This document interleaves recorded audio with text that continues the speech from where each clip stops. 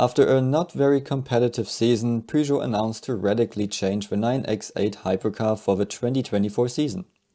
Let's take a look back. When the Peugeot Hypercar project was announced, the big headline was that this car won't have a rear wing, which was a surprise since Le Mans prototypes always have one. Peugeot even wrote on their car that they didn't want to have a rear wing and stated that they will be able to generate enough downforce with their floor, which gives them less drag at the same time. To reach the minimum drag requirement, they could add some draggy design features to make the car look cool. For more information on the exact details on the 9X8, check out my other videos. So, the advantage of having a rear wing on a race car is that it gets clean air most of the time, hence generates reliable downforce and is easy to adjust. So, by not using a rear wing, these were the exact things the Peugeot was lacking. So, when they started the first race in bumpy Sebring 2023, among other problems, they didn't have the reliable downforce at the back. Because of the bumpy track, they had to set up the car higher, which meant they lost lots of downforce from the floor, and there was no other device to compensate for that. So, with a lack of overall downforce, they were lacking lap time, which made the car slow. In comparison to the concept car, Peugeot even added small wings above the rear wheels to generate some more downforce and to be able to set up the car easier. Now, after a disappointing season, Peugeot announced to bring a heavily modified Evo version of the 9X8 for the 2024 season. And there are hints that Peugeot will now put a rear wing on the car because they talk about generating more rear downforce. Usually that wouldn't be a big headline, but since Peugeot was very proud on not using a wing on their hypercar, putting a rear wing on is a big topic now. But Peugeot is not confirming the wing yet and says the BOP is to blame. Originally, LMH cars should have been allowed to use their hybrid power, so the electric front axle, from 120 km per hour. And this is what the 9X8 was designed for.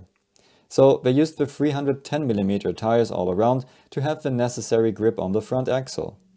But the BOP was changed to 150 km per hour, and now Peugeot would have been better off to use the other tire option. 290mm at the front and 340mm at the rear. Because at 150 km per hour, you can have enough grip with the narrower front tires, but you have wider rear tires which gives you more grip at lower speeds, when you only drive with the combustion engine. So although later the speed has been reduced to 135 km per hour, Peugeot said it would still be the better option for them to go with the narrower front tires and wider rear tires. But to efficiently use them, they need to shift the center of gravity to the back, and to keep balance changes at a minimum, they also need to shift the aerodynamic center backwards. In other words, they need less front and more rear downforce. And what could this do better than a rear wing? Remember, the McMurtry Sperling also wanted new rear wing first, but in the end they added one. More on that in my other video. Peugeot said they have a very tight time plan and might need to speak to the regulators, which could mean they won't have the car ready for the start of the season 2024, but might still bring the Evo version later for Le Mans. So what do you think? Should Peugeot finally add a rear wing after their performance in 2023? Was it a good idea to start without a wing?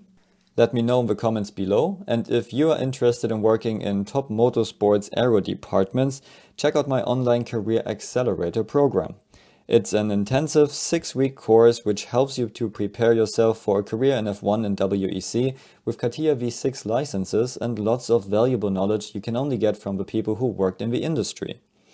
The first people who finished this course are already working in F1's aero departments, so you could be the next one. Check out the course with the link below and make sure that you state that you found the course through my YouTube channel. See you at the next one.